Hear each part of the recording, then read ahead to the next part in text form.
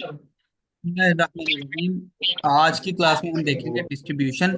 Distribution क्या है, और डिस्ट्रीब्यूशन में आपको चीज़ें जो मैंने बताई थी कि उसमें पैटर्न कौन कौन से बनते हैं वो आपने देख लिए हैं ऑलरेडी। मैं उम्मीद करता हूँ कि आपने बैक टेस्ट ज़रूर किया होगा, और आपने इस तरह के बैक टेस्ट में अपने पास पैटर्न डिस्ट्रीब्यूशन के ज़रूर फाइंड आउट किए होंगे। मेन थिंग्स जो हैं, जो मेन अहम चीज़ें हैं, मेन थिंग्स फाइंड्स इन डिस्ट्रीब्यूशन वो कौन कौन सी हैं। सबसे पहले तो अपथ्रस्ट आपने देखना होता है कि आपको वाजे तौर पे बैकग्राउंड जो है वो नजर आ रहा हो कि मार्केट कहीं से सपोर्ट किसी से अपसाइड मूव कर रही है। उसके बाद क्लाइमेटिक एक्शन कैंडल बनी है, क्लाइमेटिक एक्शन कैंडल बनने के बाद ऑटोमेटिक रिएक्शन आया है, और उसके बाद यहाँ पे आपके पास ये एक अपथ्रस्ट आया है, और अपथ्रस्ट की इस तरह से बॉडी क्लोज हुई है। तो फिर आपने इस जोन को वैलिड समझना है, और किसी टॉप पे किसी रेजिस्टेंस के ऊपर इसको आपने फाइंड आउट करना है। इसके ऊपर आपने स्टॉप लॉस रख के यहाँ से सेल देखनी है।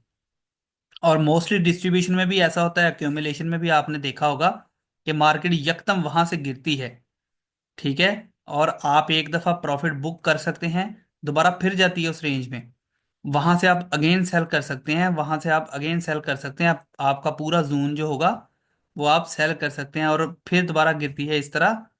इस तरह मार्केट गिरती है। आप यहाँ पे भी सेलिंग कर सकते हैं, या इसकी कंफर्मेशन के बाद जब एक दफा इसका ब्रेकआउट हो जाए दोबारा मार्केट टेस्ट करने जाए, यहाँ से भी एक सेव एंट्री ले सकते हैं। हर पुल बैक के ऊपर आप साइन ऑफ वीकनेस यहाँ पे देखेंगे, जो हम नेक्स्ट पढ़ेंगे भी सारे, कि वो आपने कैसे देखने हैं। तो वहां से आप भी हर पुल बैक के ऊपर भी आप सेल कर सकते हैं यहाँ से। और आपने कोशिश करनी है कि ट्रेंड के अंदर ही ट्रेड करनी है। जब तक आपको वाजे ये डिस्ट्रीब्यूशन ना नजर आए तब तक आपने यहाँ से बायर ही होना है हर एक। इस तरह जब भी मार्केट पुल बैक ले, जब भी मार्केट यहाँ पे आए अपना लो बनाए, तो वहां से आपने बाय ही देखना है। और आप यहाँ तक अपना टेक प्रॉफिट या सेकंड टेक प्रॉफिट किसी प्रीवियस टॉप तक आप रख सकते हैं, किसी प्रीवियस रेजिस्टेंस तक, यानी कि टॉप लेवल तक आप रख सकते हैं, ठीक है। अपथ्रस्ट कैंडल क्या होती है? ऐसी कैंडल जो अल्ट्रा हाई वॉल्यूम के ऊपर आपको ग्रीन कलर की कैंडल बने, और किसी भी प्रीवियस बैकग्राउंड अगर आप देखेंगे तो इस तरह आपका प्रीवियस बैकग्राउंड बनता जा रहा है, ठीक है, इस तरह से। और यहाँ पे जाके ऐसी कैंडल बनी है जिसकी बॉडी इतनी है, या इसको विक बना देते हैं, इस तरह विक है, और क्लोज वो यहीं पे हो रही है इसके अंदर ही। यहाँ पे अब आपको पता चल जाएगा कि ये जो अपथ्रस्ट कैंडल है, इस कैंडल की मदद से अब यहाँ से वीकनेस है, और मार्केट यहाँ से रिवर्स ले सकती है, ठीक है। नेक्स्ट कैंडल अगर इनगल्फ कर ले इसको, और इसकी बॉटम को, इसकी लो को क्लोज करके नीचे अपनी बॉडी को क्लोज करके बंद होती है, तो इस कैंडल को जब भी ये कैंडल ऊपर जाती है, इसको टच करती है लाइन को, वहां से आपने सेल करना होता है, ठीक है। ये एरिया होता है, इसको आप अपथ्रस्ट कहते हैं। अपथ्रस्ट कैंडल की आपने पहचान हमेशा ये दिमाग में रखनी है। ये अपथ्रस्ट कैंडल होती है जिसके ऊपर बहुत लंबी चौड़ी विक होती है, ठीक है।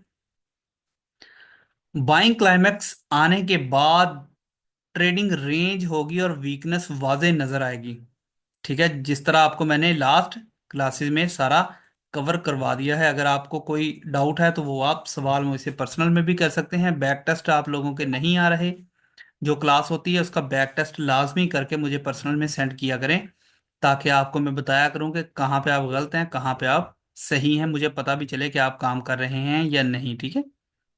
बाइंग क्लाइमैक्स आने के बाद ट्रेडिंग रेंज होगी और वीकनेस वाजे नजर आएगी। इसके बाद जो अपथ्रस्ट आएगा वो ट्रेडेबल है, यानी कि मार्केट अपसाइड गई, लो बनाया, हाई बनाया, लो बनाया, हाई बनाया, और यहाँ पे अब रेंज कर रही है मार्केट।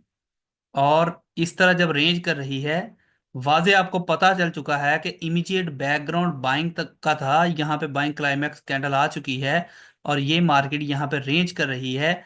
जिस आप टाइम फ्रेम में ये देखोगे, 1 मिनट से लेके 1 मंथ की कैंडल्स भी सेम ही बन रही होंगी, और आप यहाँ से अपनी सेलिंग प्लान कर सकते हो, ठीक है।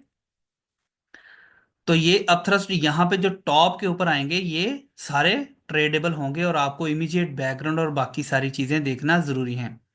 प्राइस किसी ओल्ड टॉप को टेस्ट कर रही होगी, यानी कि यहाँ पे कोई हैवी रेजिस्टेंस होगी जिसकी वजह से मार्केट उसको टेस्ट कर रही होगी। ये देखें, इस तरह कोई रेजिस्टेंस होगी बैकएंड पे, और मार्केट आएगी, मार्केट इस तरह से आके वहां पे टेस्ट करेगी, उसे गिरेगी, फिर जाएगी, फिर गिरेगी, और यहाँ पे इस तरह विक दे के कैंडल क्लोज होके यहाँ से सेल हो जाएगी। ठीक है।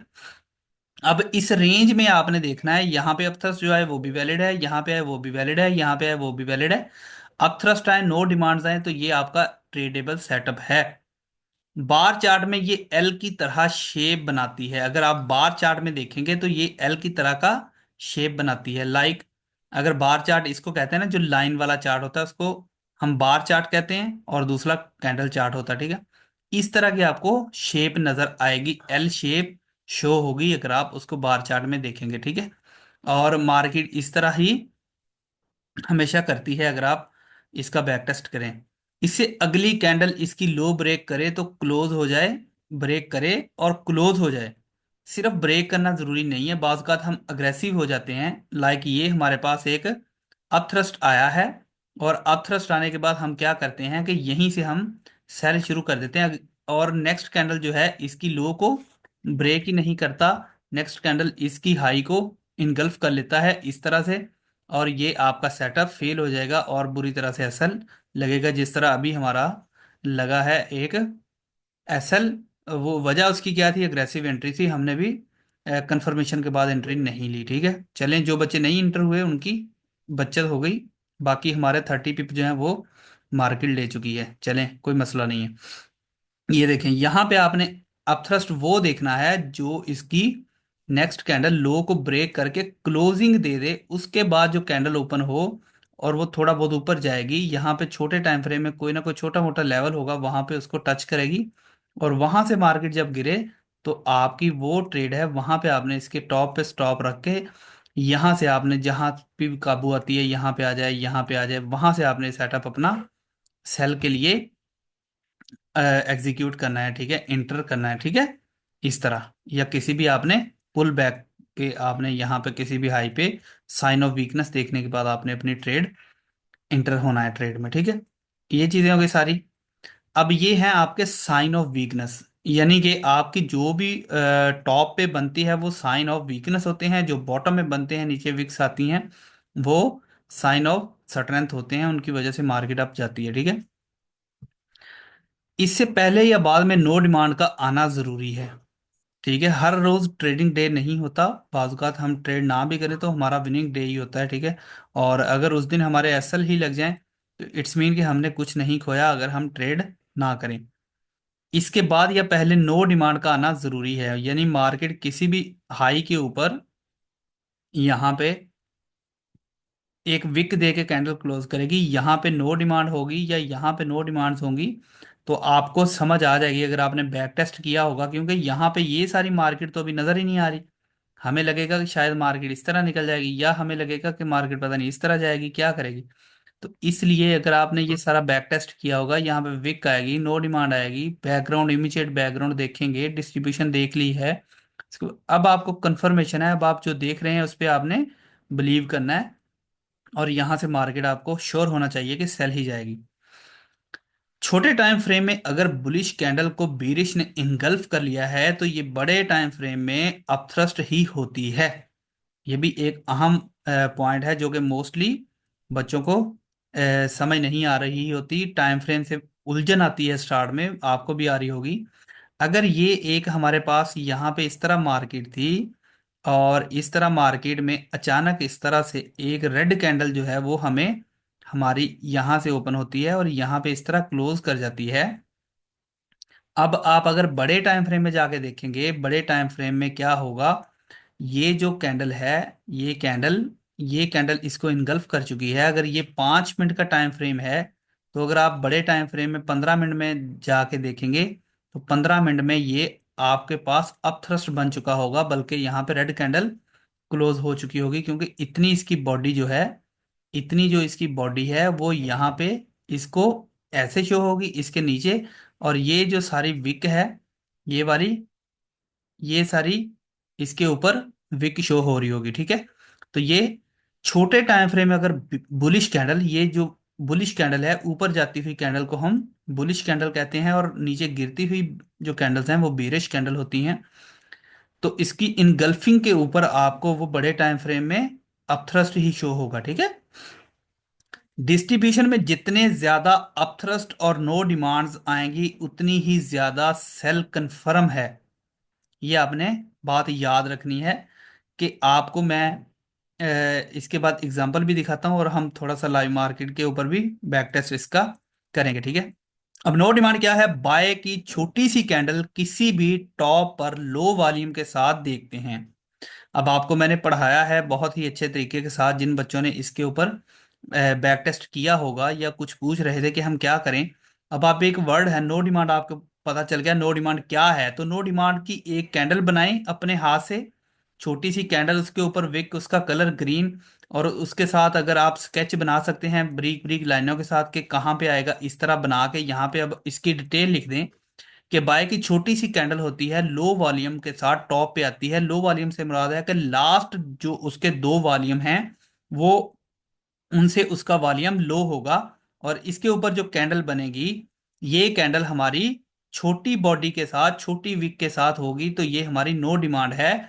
और किसी भी रेजिस्टेंस के ऊपर आएगी, और इससे पहले या इसके बाद में आपके पास एक आध अपथ्रस्ट, या इसके पहले या बाद में होना जरूरी है। और इस रेजिस्टेंस के ऊपर जितनी भी नो डिमांड्स और अपथ्रस्ट आएंगे वो उतनी ही एक वैलिड आपकी सेल है, वहां पे उतनी ही वो कंफर्म सेल होगी, ठीक है। बाय की छोटी सी कैंडल अपथ्रस्ट के साथ बन जाए पहले या बाद में, जिसे हम नो डिमांड कहते हैं, और वो हमारे लिए बहुत ही वैलिड जोन है सेल करने के लिए। इमीडिएट बैकग्राउंड और बैकग्राउंड देखना बेहद जरूरी है। मार्केट साइडवे होने के बाद अगर नो डिमांड या अपथ्रस्ट देती है तो ये ट्रेडेबल है। बात की समझ आ रही है? अगर मार्केट यकदम अप जाती है, यहीं से गिर जाती है, तो हमसे ये ट्रेड मिस हो जाती है। तो इससे परेशान हो दोबारा जब ये मार्केट किसी भी अपना, ये भी हमारे पास QML लेवल होगा, यहाँ से भी हम सेल कर सकते हैं अगर यहाँ पे आपके पास कोई लेवल नहीं होगा। इंशाल्लाह ये सारा भी हम अब नेक्स्ट पढ़ने वाले हैं, एडवांस लेवल है, ठीक है। किसी भी पुल बैक पे हम नो डिमांड देखकर सेल करेंगे। साइन ऑफ वीकनेस में हमने नो डिमांड एंड अपथ्रस्ट ही देखने होते हैं। अब नो डिमांड और अपथ्रस्ट क्या होते हैं, मैं आपको शेप दोबारा समझा देता हूं कि मार्केट इस तरह से टॉप पे गई, टॉप पे मार्केट जाने के बाद यहाँ पे आपके पास इस तरह की कैंडल जो बनती है, ये कैंडल, और इसके ऊपर विक या कभी कभार नीचे विक आ जाती है जिसका वॉल्यूम लो होता है, और इसके बाद फौरन इस तरह की एक कैंडल बन जाती है जिसको हम अपथ्रस्ट कहते हैं। जिस तरह हमने shake out and no supply पढ़ा था, इसी तरह ये आपकी यहाँ पे एक कैंडल ये बन गई, ये है आपकी नो डिमांड, ठीक है। और ये आपका है अपथ्रस्ट। ये कैंडल जब बनती हैं किसी भी रेजिस्टेंस के ऊपर, किसी भी ऐसे जोन के ऊपर जहां पे बाइंग क्लाइमेक्स आ चुका हो, तो वहां पे वो आपका सेटअप ट्रेडेबल है। वहां से आप एक अच्छी सेल, 100-200 पिप की अच्छी सेल जो है वो पकड़ सकते हैं, ले सकते हैं, ठीक है। बैकग्राउंड देखना बेहद जरूरी है, ठीक है। बैकग्राउंड के ऊपर ही सारी हमारी ट्रेडिंग हिस्ट्री, ट्रेडिंग जर्नी होती है। अगर आप बैकग्राउंड नहीं देखेंगे तो फिर जो मर्जी करें, फिर तो इशू ही नहीं है, ठीक है। डिस्ट्रीब्यूशन में कुछ हमारे पास एग्जांपल्स आती हैं इस तरह से। अगर आप देखेंगे यहाँ पे कि आपके पास अगर आप ट्रेंड में ट्रेड करते हैं तो यहाँ पे आपके पास वाजे ये सारा, अगर बड़े टाइम फ्रेम में आप देखेंगे तो ये आपके पास एक सिंगल कैंडल होगी, ये वाली। ये तीन ग्रीन कैंडल्स जब इकट्ठी बनती हैं तो बड़े टाइम फ्रेम में ये एक ही कैंडल ग्रीन होती है। उसके बाद ये आपके पास सारा डिस्ट्रीब्यूशन एरिया है, और मार्केट ने इसका ब्रेकआउट कर दिया। अब आप इस ब्रेकआउट तक वेट करेंगे, जब ब्रेकआउट करने के बाद मार्केट अपसाइड गई है, अब आपको पता है कि ये डिस्ट्रीब्यूशन हो चुकी है, उसका ब्रेकआउट हो चुका है, मार्केट टेस्ट करने आई है, वहां से आप सेल करेंगे, ठीक है। उसके बाद अगर आपने यहां से सेल नहीं किया, आप यहां पे हैं, तो आप यहां पे अब वेट करेंगे ब्रेकआउट का। अगर तो मार्केट ब्रेकआउट इस साइड पे करती है तो आप यहां से बाय देखेंगे। और ये मेरी बात याद रखें, लिख लें अलग से, बहुत ही अहम चीज है कि जो आपके पास डिस्ट्रीब्यूशन है उसके बाद फौरन जो मार्केट गिरती है, और फर्स्ट जो आपके पास ये अक्यूमुलेशन होती है, ये अक्यूमुलेशन नहीं होती, ये रीडिस्ट्रीब्यूशन होती है। डिस्ट्रीब्यूशन के बाद मार्केट जब गिरती है, वहां से मजीद मार्केट गिरने के ही चांस होते हैं, और उसके ब्रेकआउट का अगर आप वेट कर लें तो भी ठीक है, और अदरवाइज यहाँ पे अगर आप देखेंगे तो ये देखें, ये सारी साइन ऑफ वीकनेस है, ये अपथ्रस्ट आया है, और अपथ्रस्ट आने के बाद यहाँ पे आप देखें, मैं थोड़ा सा इसको जूम करता हूँ, ये देखें यहाँ पे अपथ्रस्ट आया है। अपथ्रस्ट आने के बाद ये हमारा सिग्नल है, इंडिकेटर भी आपको मैं दे देता हूँ। अब आपको इंडिकेटर का इस्तेमाल आ जाएगा, इंशाल्लाह आपको समझ आ जाएगी, पहले आपको नहीं आएगी, ठीक है। अगर आप सिर्फ इंडिकेटर पे ट्रेड करेंगे तो आप यहाँ से बाय कर लेंगे, यहाँ से बाय कर लेंगे, और आप बुरी तरह फ्लॉप हो जाएंगे। अब सारी आपको